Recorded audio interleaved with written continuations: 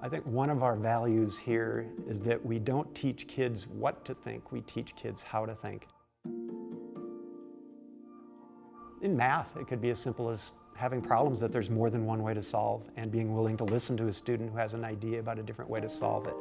And that may seem like a little thing, but kind of unlocking that, it just opens the student's mind to being a little more creative, rewarding them for that and not shutting them down, and that gives them a little more flexible way of thinking. A lot of what we do as educators is about having students see the world through a different lens. Some of the mathematical thinking can help them to see the world through that different lens in a way that can help them to do some good in the world. Albert Einstein, famous scientist, created general theory of relativity, credited some of his study of philosophy for opening his mind to seeing the universe in a different way.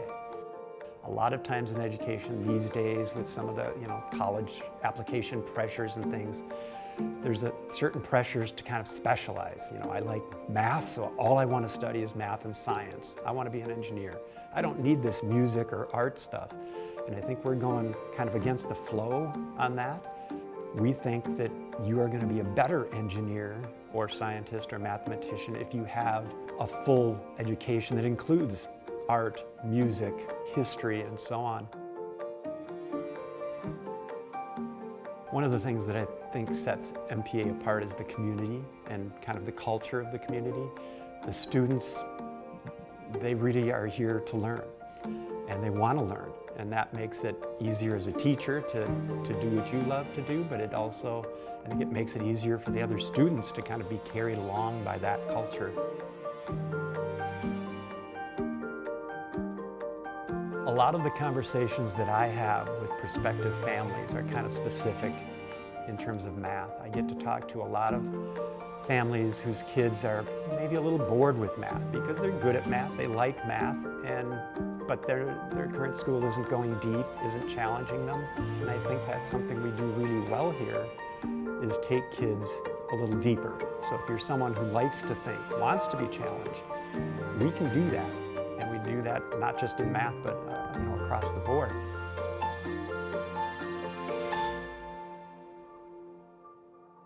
The kids that I coach in cross country, some of the seniors that I have now, I've coached for 6 years or 7 years if they started in 6th grade. Some of the 8th graders that I'm teaching, this is the 3rd year that I've had them. So you kind of watch them grow up a little bit. I enjoy seeing that and playing a role in that growth. One of the things that I think is true here is that kids can be themselves. They can be a little different and be accepted here. No matter what you're into, you're a theater geek, you're a math geek, you're a science geek, whatever, and it's accepted here. And I think that's pretty important for kids growing up to not have to hide who they really are, and they can just be themselves.